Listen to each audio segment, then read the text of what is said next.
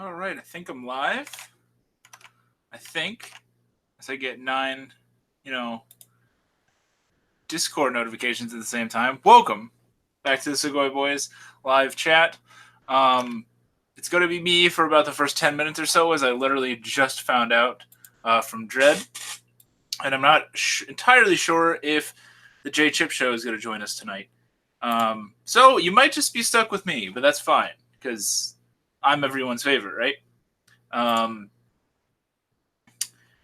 Anyway, so I guess I could talk about what I have been watching lately.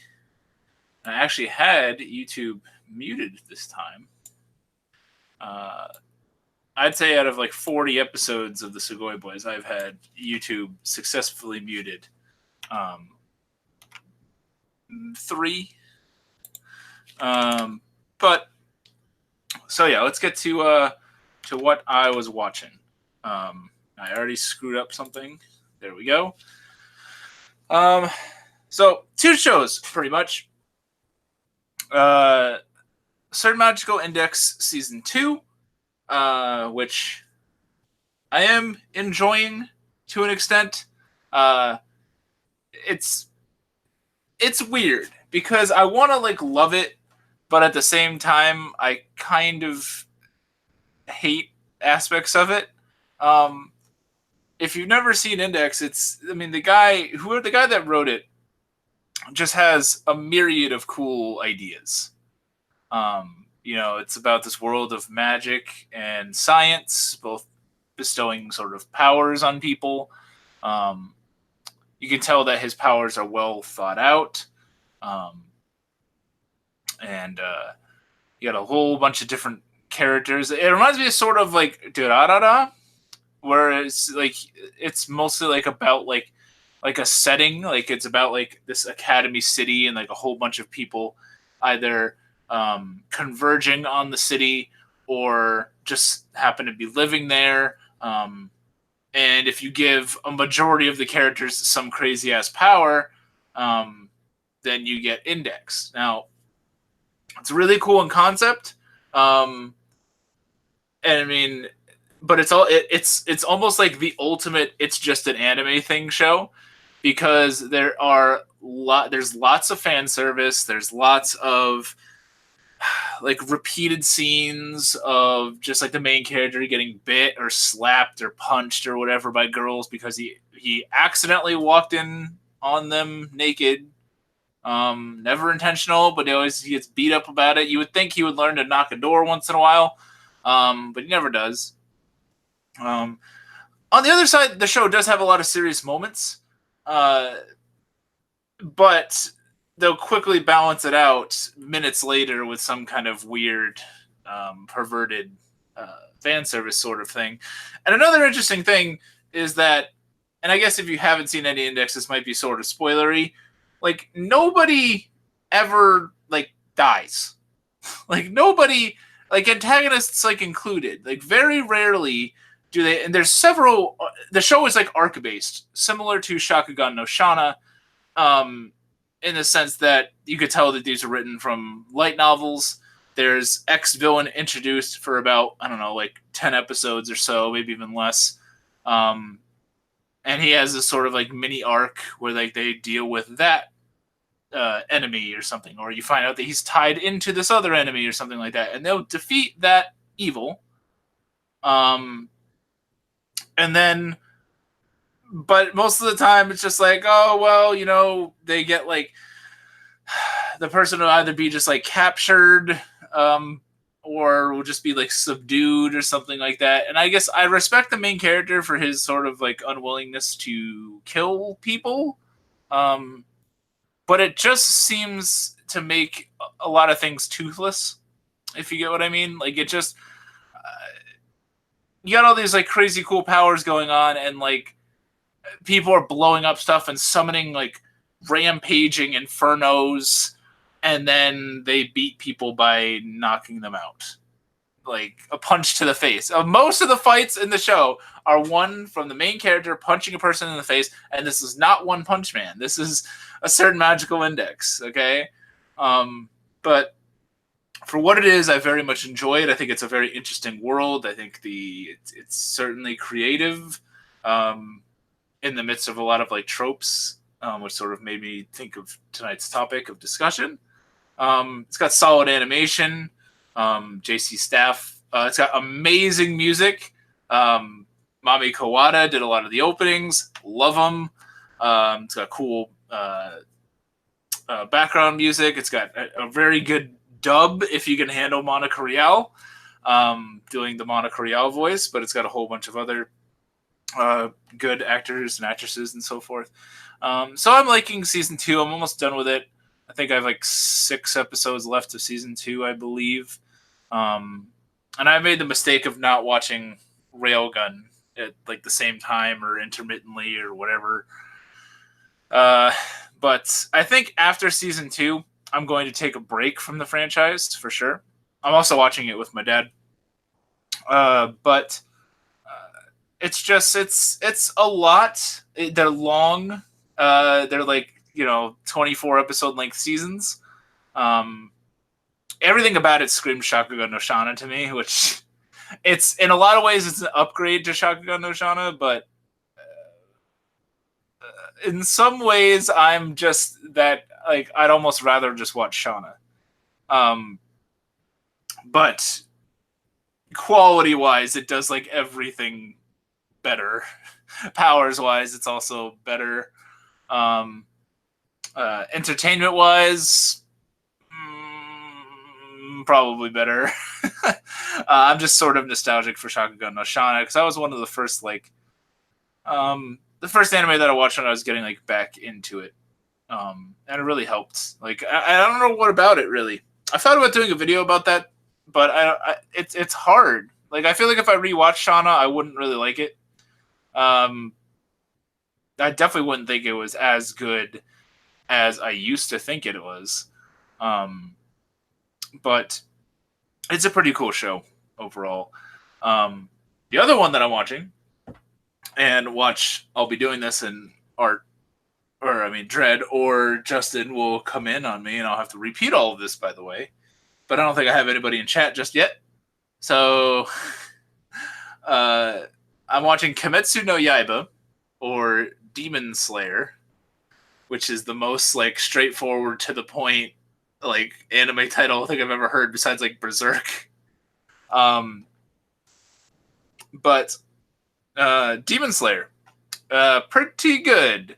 I usually don't give a shit about currently airing anime, but I am fully caught up on this show. I watched episode 9 just before recording this.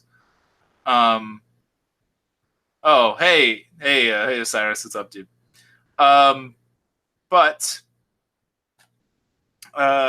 so Demon Slayer. I first heard of it from, I think it was a Digibro video, or it was one of my Overwatch teammates was checking it out. I can't remember which came first. They were one right after the other. And they explained sort of the premise, which you haven't heard. If you haven't heard of it, it's set in this world where demons exist. I want to say alongside humans, but they prey upon humans. They are like the apex predator of the world. And here's Dread. Speak of the devil. I wasn't speaking about you.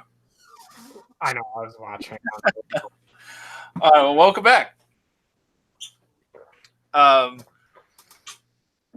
Index, huh? Index and 2 Shakugan no Shana. Index 2 the Electric Boogaloo has been interesting. It's I need to take a break after this season is done, and I'm pretty sure Papa Miasma definitely wants to take a break after this is done.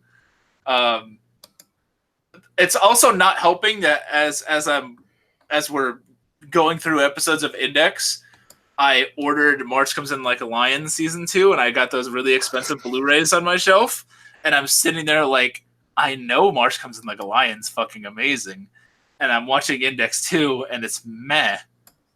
Let's just power through this. But and then there's still so much more. Like Index 3 just aired, and there's Railgun, and then you have Accelerator coming out. And then Accelerator. Accelerator is my favorite character, so like I can't not watch that. But Kimetsu no Yaiba is, I don't know why I find that easier to say than Demon Slayer. I almost always refer to it as Kimetsu no Yaiba, but I think it's just because Demon Slayer to me sounds like some kind of like metal album, and it sounds like really. And it reminds me of Goblin Slayer. Yeah, might be. I think that's my subconscious like protecting me. But it's interesting. It's you know, I'm fine. I'm a normie. I'm watching a currently airing anime, and I'm caught up to it. This is what it feels like to be like everybody else. But it's interesting, but it's definitely not the most original thing in the world, which seems to be what people attack in air quotes, I guess, about it. Like I watched Glass Reflections video about it, as well as Digi's, and both of them kind of said a similar thing, that it's kind of trite, and you know, if you've seen one sort of shonen battle series, You've also seen Kimetsu no Yaiba. also one with demons. You've seen, if you've seen Inuyasha, you've probably seen Kimetsu no Yaiba. But have you? I'm assuming you haven't seen it at all, right? No, I'm gonna wait for it to finish and then I'm gonna start it. Okay. I could definitely see it's definitely bingeable, because it's very entertaining. Yeah.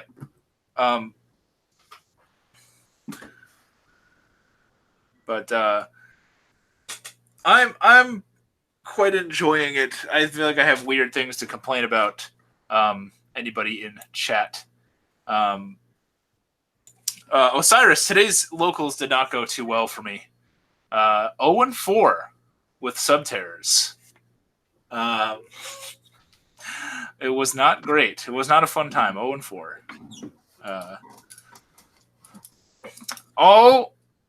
We got a Neko. We got a Neko in the chat. It was at my door. What's his or her name? That's Pee-wee. Pee-wee? I'm pretty sure I've had her here before. Probably, and I forgot. What are you doing, cat? Just being cute. Just being a cute cat. Not just being Pee-wee. So yeah, Demon Slayer. Definitely bingeable. If people have been critiquing anything, it's been that it doesn't seem to be the most original piece out there. Which so it's like My Hero Academia. I'd say it's better than that, but like, I mean, it's like My Hero Academia. It doesn't do anything new, but it does everything it does well, right? Yeah, I would agree with that. Well enough, unless you're light. But hey, sweet. So it's like kind of along that line. Like Demon Slayer does everything you've seen before, but it doesn't make itself fall apart, kind of thing. Yeah, well, for me, I put Hero Aka in the category that I put Hunter x Hunter in the sense that there's no way in hell I would ever watch this weekly, but I could see myself powering through it someday. Hakusho is similar, because that's how I watched Hunter x Hunter. I just binged a lot of it, and Hero Aka I watched the first 2 seasons. And then it was literally at the end of season 2 when they started to get to the arc where they were doing like internships. Mm-hmm. And I was like, this is like, not that it's bad, but it was like really, I was like, this is a good time for me to get off the ship for now. Like, I'm going to get off the bus. I'm going to get off the train for a little bit. And it'll be there. Like, it's not fucking going anywhere. Go to Anime Boston and 98% of the cosplay was Anime Boston. Was Anime Boston, Jesus Christ. Was Hero Academia. Ultra Fossil Dyna? Ooh, I'll talk with you about that next time I see you, Osiris. Perhaps. I only have super rares. I'm not even a rarity whore, but just the fact that it's a Fossil Dyna, that I can have a little 1200 attacking dinosaur that makes people not special summon be high rarity, that's good.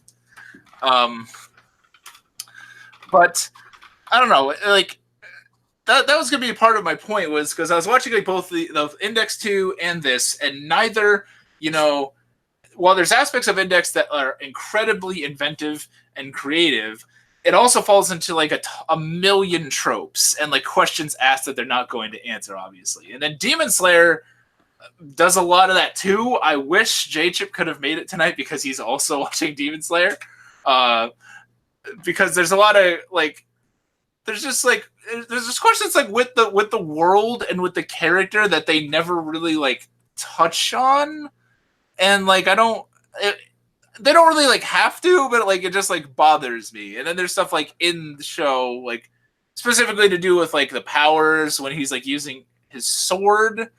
It's like I don't really understand if it's actually powers or if he's just swiping his sword, because he calls them just a sword technique, but it's animated with a bunch of beautiful UFO table water around it. But he's definitely not like summoning water, but it shows it. And then he cuts into stuff and it's like just a blade cutting through something. So that part like confused me. And he has this whole training arc where he's just like slicing shit and all of his moves are like water based. So I'm waiting for him to like Zabuza summon the water dragon at some point. But it is pretty cool. Do you know of its premise at all? Not really. I don't know the faintest thing about it. Okay. Oddly enough, this is one question that I have for it, is humans have lived alongside demon folk. Alongside is a loose term. They're like the apex predator. They devour humans. However, there must be some seemingly sort of low number of them because they haven't taken over the planet or anything. They're literally just like they're like creatures of, they're like vampires. They're like creatures that they can't go out in sunlight. And they're seemingly only in like certain places because people have like established villages where like everything's like cheerful and happy, and you don't really worry about them. And literally at the beginning, our main character, who has a generic shonen name, who I can't remember, MC Billy. MC Billy lives in like the woods with he has a big ass family. Has like 6 brothers and sisters or some shit, and his mom, and the dad, I believe, passed away in the past, and they get charcoal, or they get coal, and they sell it to the townsfolk. And one day the main character, gets his whole fucking bushel of coal or whatever, goes down to the town, and the entire time they're like, "Oh, you got to be careful. Make sure you're home before dark." And he's like, "See ya." And then he goes to the town. He's a really helpful kid. He helps a lot of the townsfolk with like their like, "Find my," it's like fucking old bitches like, find my cat, please." And he's like, "Sure." He has this. Okay, first question is, he has this like keen sense of smell for like no reason. He just has it, and it's just like he can smell shit. That's his like, I swear to God, that's his best asset until he learns how to like fight with a sword better. He can just smell shit, and then he uses that in combat. And that's kind of unexplained. He just has it, I guess, just by birth. Secondly, I also question if there's demons in this world, like what? Like, how have they not just at nighttime 30 days to night the shit out of us, and we're just all fucking like massacred, or we're just being bred for their consumption? I don't know. So he comes back and surprise, surprise, the fucking family's slaughtered. They're all fucking dead besides one sister is clinging to life, and he picks her up to carry her away or whatever. And it turns out that she's not actually dead, and if you aren't killed by the demon, it's like a vampire type thing where you become one. That's how they multiply. Okay. But they also say only certain demons can do that, apparently. And so she sort of wakes up and starts attacking him, but she also has consciousness of when she was a human. She can't talk. She's very like feral, like she'll like try and bite and shit, but he either says something to her. Oh, that's what she goes to tackle him. And when she's on top of him, tears start coming down, falling on him. So she's still somewhat conscious of memories of what she was. But she also has like demonic powers. She can change her size slightly, not like fucking like the size of like Empire State Building or some shit, but like she would grow like a foot, and she can also shrink down a tad because most of the time he carries her in a basket, which is kind of funny. But there's also a demon slaying core that I don't want to spoil too much about, but the main character goes to enlist in that thing because he's got nothing else at this point because his fucking family is all like decapitated mincemeat back in his fucking cabin. Oh no, he buried them. Never mind. They're in the dirt. So he goes to join this corps and learns a bunch of swordsmanship shit. And now we're learning about other demons and their various powers and stuff like that. But like I said, I don't understand if he has powers or like do humans with powers exist? If so, I'm fine with that. Just tell me. Just say like, oh hey, some people have a sword and it shoots out water. Fine. I'm cool with that. It's an anime. That's the closest you'll ever see me come to it's an anime thing. Whatever. Whatever. They got water that shoots out of nowhere. Chakra. Whatever. Fuck it. Tell me whatever they're using. Nope. This guy's just slashing stuff, and you're showing me very beautiful looking, by the way. Water just slicing through his sword. The demons have powers, which I get that. They're demons. It's also not every demon. There's like different classes. So I worry about it. I'm very interested in this series, but I worry about it that it's going to get like what I call like Attack on Titan syndrome, where you just raise a whole lot of questions and don't answer anything. And based upon the show's OP, we see characters that are coming in the future, which there's two characters that seem to be providing more comedy aspect to the show, which already tells me that we're going to spend some time with them and not like learning things, which I guess is okay. But I have a feeling this is going to be 2 cores, and at the end of like 24 or 26. Oh, I'm looking on Mal. It's 26. 26? Okay. So I have a feeling we're 9 in now. And I still have a lot of questions. And we haven't really done that much, to be fair. Although the pacing of it is impressive, in particular to his training arcs. And you'll get to see that when you see it. But I think it handles his like middle little training arc at the beginning, I think, rather well. I don't know if a lot of people will agree with that. But time does pass and so forth. But it's pretty good, which led me to believe, watching those 2 shows at once, I questioned, does something have to be super creative for it to be, for me to consider it like good or interesting, or can it just be? And I hate using the term "shut your brain off," but like, I don't know. Would you say that like, do you always look for something like original, or does that even factor into when you're going into a show? Well, even original things can be done poorly. Yep. So, I mean, it doesn't matter if I've seen something before. Like, Hiroaka, for example. Like, you've seen that story 100 times before. Kid with less than stellar abilities wants to become the best. Yeah, it's literally like every shonen ever. But that doesn't mean it's not a well-told story. It doesn't have to be original for that. Mm-hmm.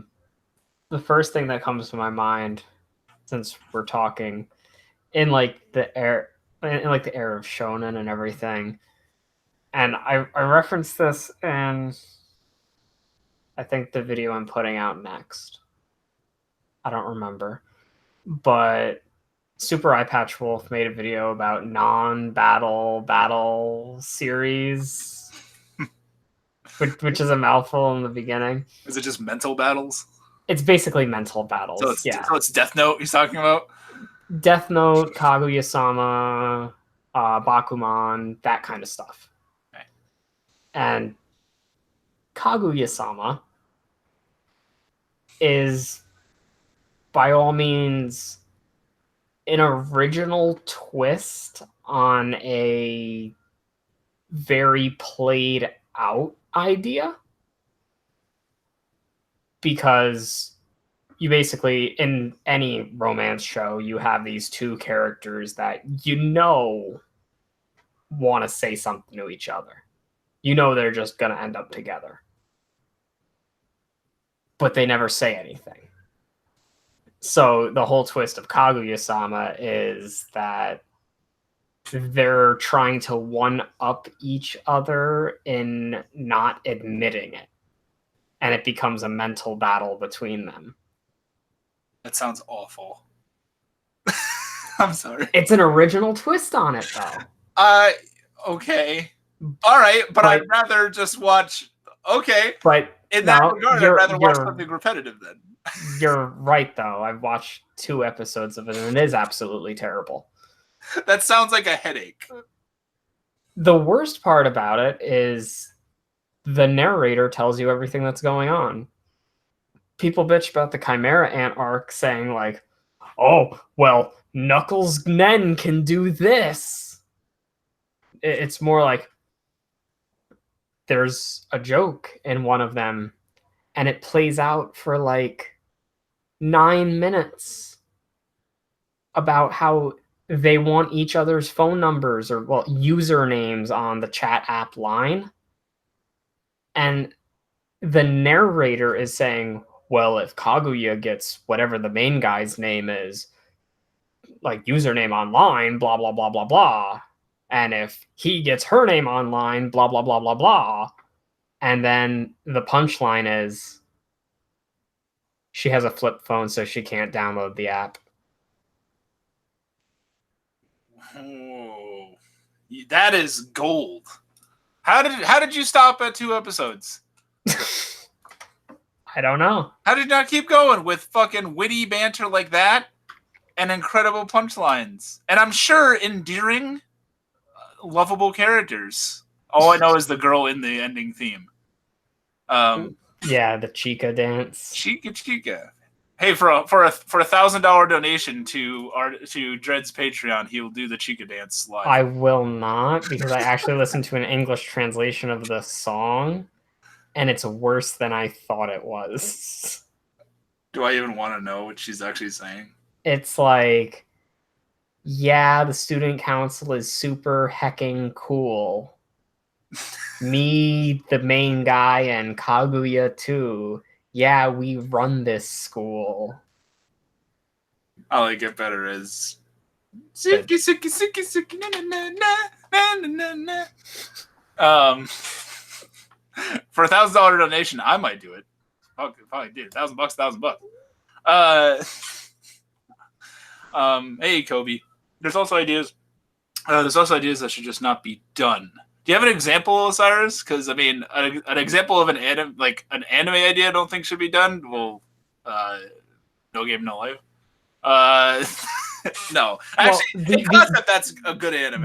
The idea of No Game, No Life is good. It's cool. Execution. Yeah. Let me think of a show with an idea that I think shouldn't have been done. Well, I guess Kaguya. Kaguya could have turned into like a really good like psychological battle, though.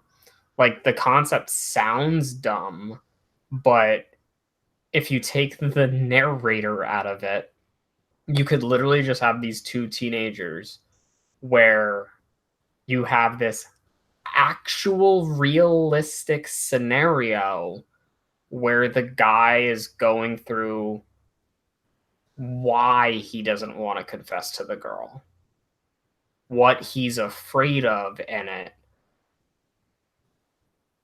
Because I don't think that actually gets explored too much. Okay. Anything with furries gonna know much. Yeah. Osiris knows that the Yu-Gi-Oh anime though very well, much more than me. And actually, I also once again I wish J-Chip was here because he probably knows the Yu-Gi-Oh anime almost as much as you. I was just thinking of like when you were talking about Kaguya, I have not seen Toradora yet, but I own it now. And I really want to. As whenever the fuck I have the time, it's in that pile. And from what I know, have you seen Toradora? Yeah, I've seen it a couple times. Okay. From what I know about it, it made me think of, and then when you're talking about Kaguya, like maybe this does exist. It probably does. I would like to see a show about like blatant romantic sabotage between like maybe it's one girl, maybe like you have two characters or whatever, and they know that two other characters like each other, and maybe it's like Toradora where like they're friends. If I know this is what I know about Toradora, so I could be completely wrong, but I believe in Toradora. It's the main guy and then Taiga, I think, like each other's friends. Yes. And then they start to like each other. Mm-hmm. So, have that, but I want to see it where it's just a constant war of attrition of trying to thwart this relationship from going on for, I don't have the puzzle piece of what reason. Just with, and maybe the two who are constantly thwarting the other relationship fall in love themselves for being such sadistic fucks. But I didn't say these are likable people. Toradora is great. That's what everybody tells me. I have it sub only because I'm a cheap fuck at Anime Boston. You had two options. You had to just get the Japanese audio, which was like half the price of getting the dub. So I said, well, I want Toradora. The guy had one copy of each version, and I was like, yep, we're going with this. But Toradora is really good. What about, you know what? I think my idea is really good. How about that? How about we have the miasma romantic battle of attrition? That's what it's called. It kind of reminds me of Scum's Wish a little bit, like your idea. I haven't seen Scum's Wish. I just know it's the one with all the like teenagers grinding up on each other. Yeah, it's basically like this girl really likes one of the teachers in her school. So she realizes that the teacher, who is like an older brother character to her, but I don't think they're related, but she grew up with him as like a babysitter. And so she likes him, but he's in love with a coworker of his who is also a teacher. So there's these two teachers that are together, and the main character, which likes the male teacher. So she's like, okay, I'm not going to get with this guy, so I'm going to waste my time with some random guy just to pass time, because this other random guy happens to like the female that the male teacher is with. So they like those two, and they decide to spend their time with each other in all sorts of different ways. And then through the course of the story, like it pans out that the female teacher is like a whore, and she's like using like 6 different guys that all get introduced, and the male teacher has no idea of this. And the female lead character is just like, but if I was with you, we wouldn't be dealing with this. So it ends with the female teacher, because this isn't a show you're going to watch anyway. That I'm just going to tell you the ending. It ends with the female teacher being accepted for who she is. For being accepted for being a whore? Yeah. They just said that's all right? The male teacher and her, like, they announce their marriage, and the guy's like, well, I can't stop her from sleeping around as long as I know she loves me. What the fuck is this show? Oh my god. That's all I knew was that I thought it was just a bunch of teenagers like having drama with each other. Evidently the worst one's the teacher. Like, the actual concept of it like is pretty cool, but if they didn't go that direction with the ending, it would have probably been better. It sounds like it was written by 2 different people. It could have been. I don't know. It sounds like It sounds like one dude like wrote like the first like 6 volumes of the manga and then like fucking like went on sabbatical. It's like his weird like brother took over or something. It's like, fuck, I gotta come up with an ending for these fucking romantic rectangle I've made here. It's like Psycho-Pass season 2. I haven't seen that either. Well, I'm happy to say, and no one tells me to do otherwise. Well, we got Psycho-Pass 3 coming out soon, so we'll see if that's any good. Is that actually going to be related to season 1, or are we just going to do our own thing again?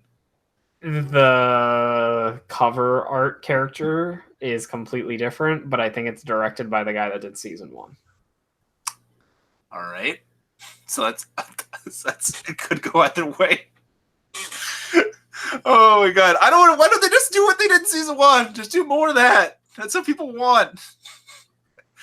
Come on, anime. Don't be original. Do the same shit. Fucking people like it.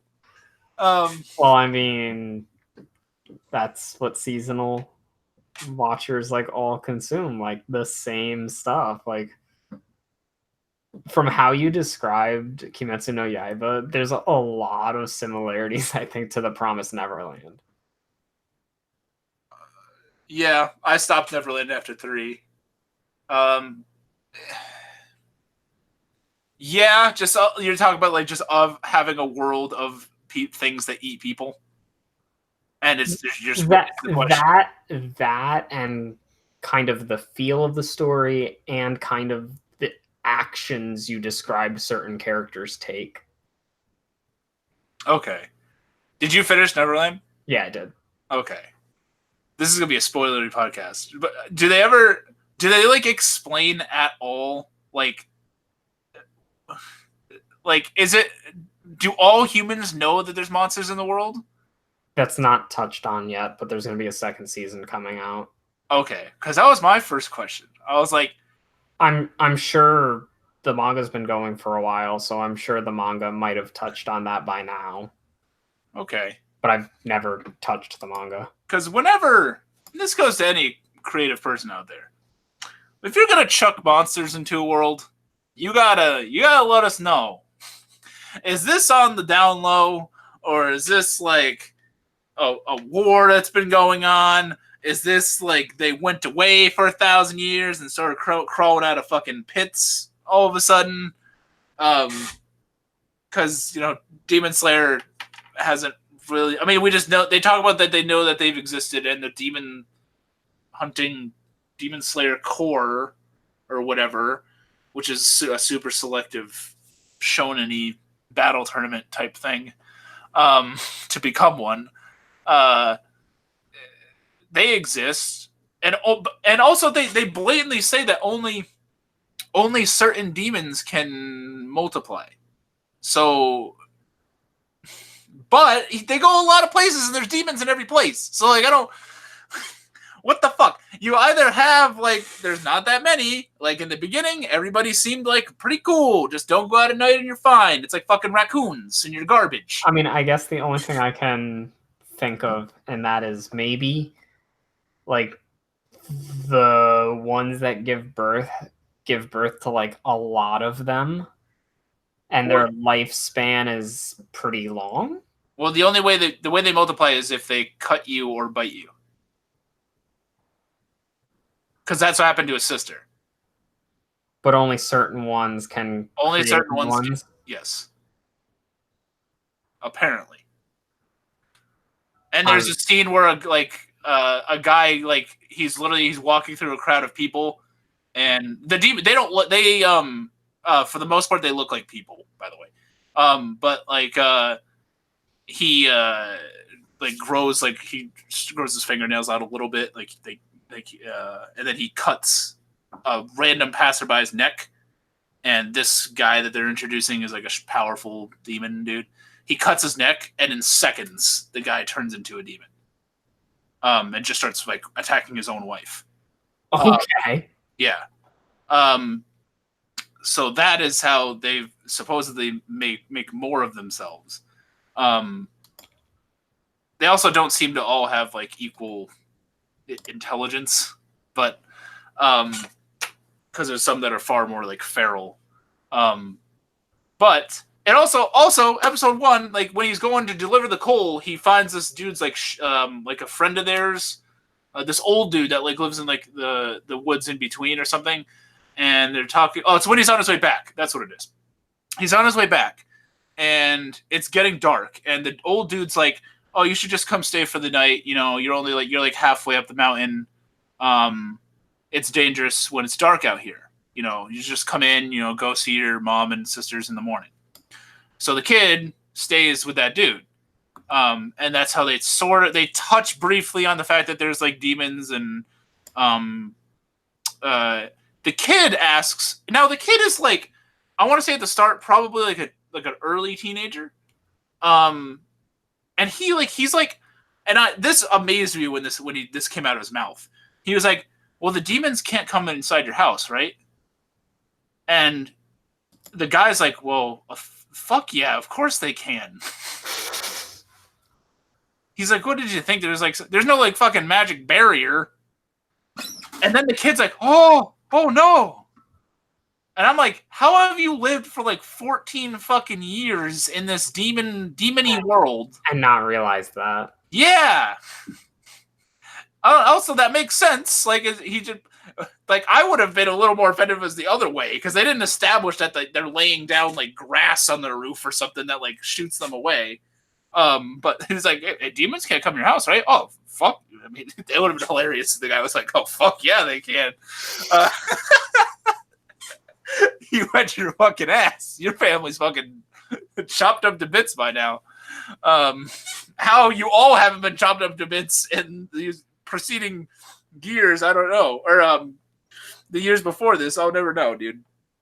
But I feel like I'm shitting on it. It is aesthetically very pleasing. It's UFO table and it's not God Eater. So there you go. When UFO table's like Gonzo when they try and they have like more than like one person working on something. It looks pretty good. Other times you get God Eater.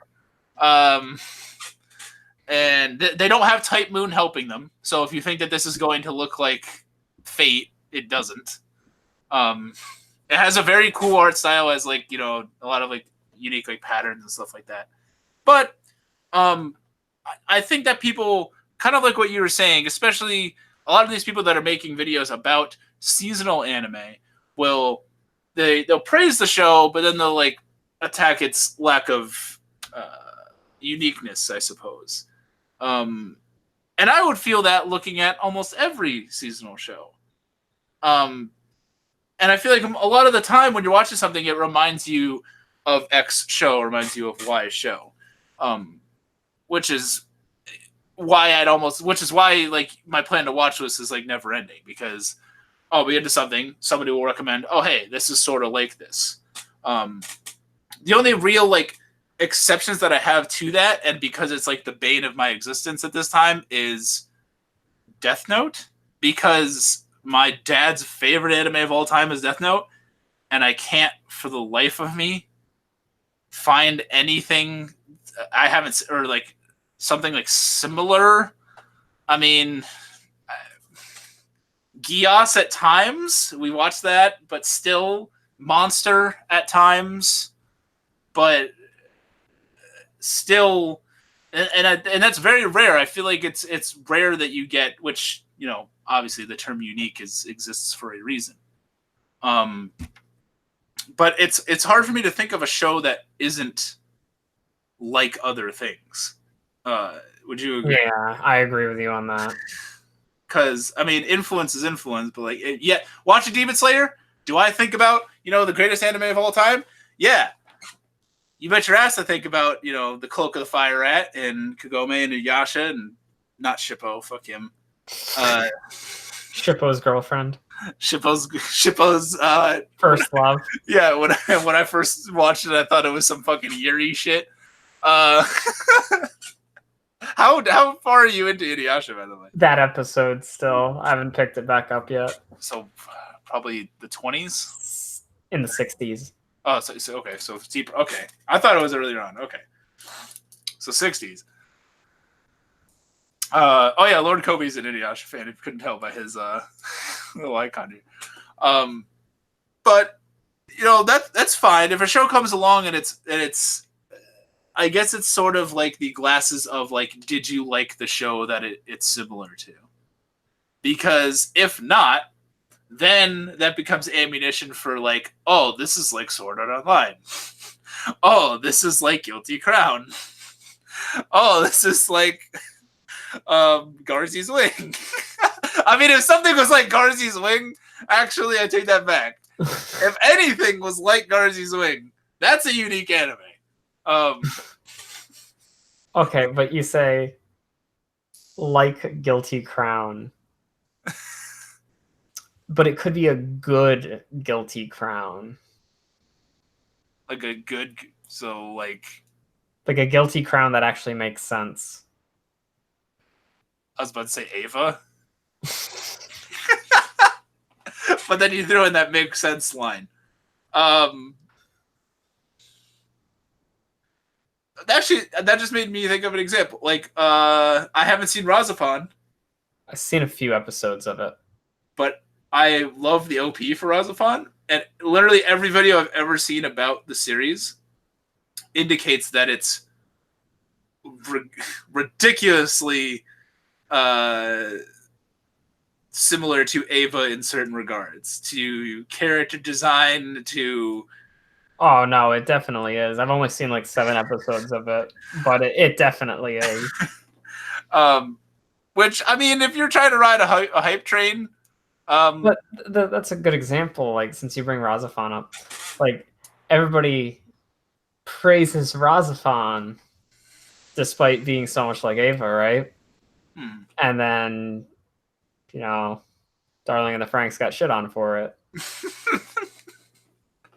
Maybe it just needs time. Maybe when Razafon first aired, people were like... Well, you didn't have the internet in the way it is now. So if Razafon aired today, I actually wonder if you'd have that kind of similar thing. Yeah, that's interesting, actually. I feel like people... I don't know, because you have... It becomes cliche for people to attack certain aspects of things, like isekai. Or anything where they're using... specifically, I guess, if they're using like an MMO. Unless they're doing like an interesting, like sort of like twist from what I've heard about Overlord, that is apparently like different enough where it's pretty appealing. Like, I guess that was it you that was watching Overlord, or was it? I watched the first 2 seasons, yeah. Okay. Because it's about he's not necessarily like he was like he's not like the good guy. No, he's not. And as far as I know, you don't ever see him IRL, so he's not like at least in the first 2 seasons, I can say you don't. I assume in the 3rd season you also don't. So he's not trapped. No, he's in there by his choice. Yeah. Which that. Well, okay, that's a weird question, actually, because we don't know if he's trapped. They just never address it. Because he logged out. He logged into the game before the game went off. Okay. And the server shut down, but he remained in the game. But it's no longer the game world anymore. But are the players, you never see him? So there are no other players. It's like its own world now. There's no NPCs. But at the same time, anything that his guild kept behind, like, he can still, like their NPCs, he can still mess with their code. My question was going to be, like, you never see him. So, like, are they wearing the gear, like an SAO? Are they, don't know. You don't know if he's, like, laying in a bed. That would indicate that he's, like, stuck in the game. What I'm imagining is he's some dude at a computer, in which case he's not stuck. He just happens to be in the ultimate world where he's the only non-NPC, right? or at least, that we know of, yeah, because it's literally just him like taking over the new world. It's basically like him playing Civilization. and I'm assuming he was He- already powerful before. Well, okay, so the funny thing about Overlord is when he wakes up, he has all like his NPC buddies with him. Hmm. And they don't know anything about the world outside, so they leave their castle, which was their guild hall. And then they fight some skeletons and all this and that, and he becomes like an adventurer in that world. So like he's doing like all these bounty tasks as a swordsman, but at the same time he can also cast like really high level magic. So he's like faking who he is in this other world. And then he fights other people as time goes on, and he's like recruiting for this giant ass army to take over the whole world. And he has some hot girl with like purple hair. Yeah, basically. Who's like his servant, I'm assuming, or something. Pal. So she was actually like the only reason she ever did that was there's a scene where he actually messes with her NPC like coding. And like he's getting annoyed by something she's doing in the first season. So he erases part of her personality and says is obsessed with his name. And then she switches and just becomes completely in love with him. Oh, well, that's good. This is the fucking gamer's wet dream.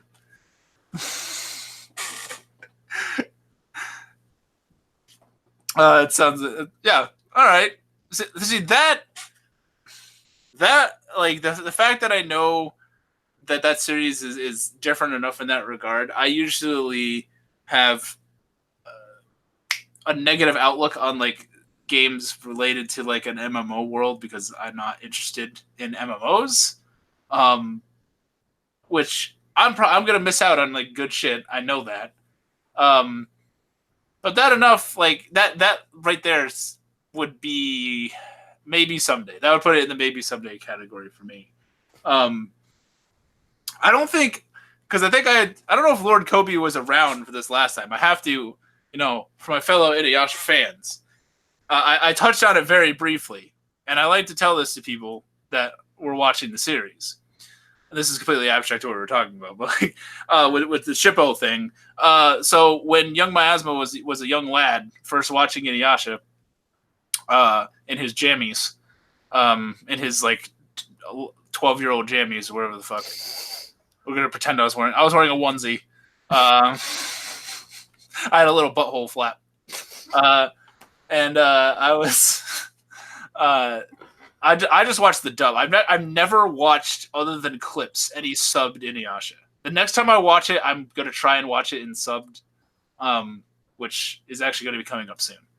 But I was watching the dub, and Shippo's voice actor is female, and so it sounds it's supposed to be like a young boy, fox boy, and it just sounded like a girl, and I just blatantly was not paying attention enough to like actually indicate that he was a guy. So then they got to the episode where like he has like a love interest that's also a girl, and I was a young little Catholic schoolboy, and now you're throwing the idea of some fox boy lesbian girl romance, and I'm like, whoa, this show needs to be out when my parents are going to bed. So I thought that was my first, at the concept of Yuri. That was my introduction. I made up my own Yuri fanfic in my head. It was also technically furry fanfic.